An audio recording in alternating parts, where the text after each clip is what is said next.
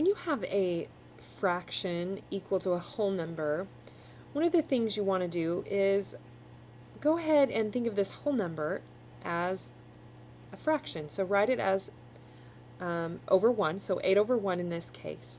And then you can use your cross multiplication shortcut to solve this problem.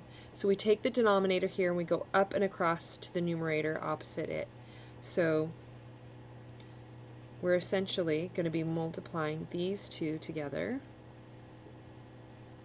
and then multiplying these two together. Okay, so 6 times 1 is 6.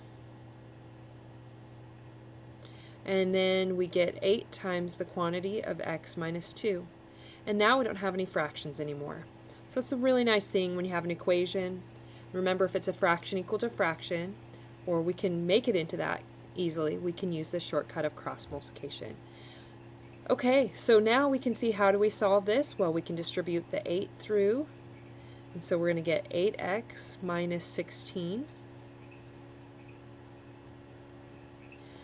And then, okay, we need to solve this for x, so we're going to add 16 to both sides.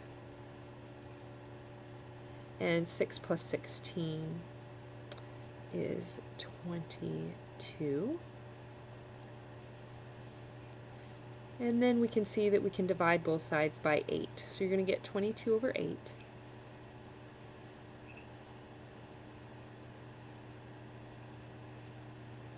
And then we can see that we can divide both of these by 2.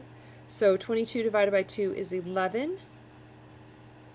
And 8 divided by 2 is 4. So 11 over 4 is your answer in simplest terms. You also could have changed this to, let's see, 11 divided by 4 will go into twice with 3 left over. And the denominator was 4. So you could also have written this as 2 3/4 as well. But you can go ahead and leave your answer as 11/4. Okay, let's look at one more example. Now in this example here, same idea, we're going to put this over 1 to make it into a fraction.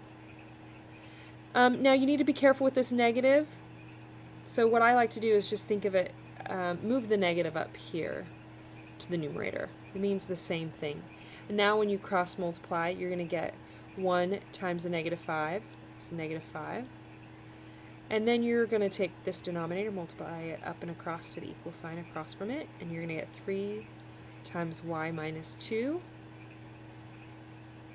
Okay, we're going to go ahead and distribute, and we get 3y minus 6. You add 6 to both sides, and you're going to get 1 equals 3y. And divide both sides by 3 here, and you're going to get y is 1/3.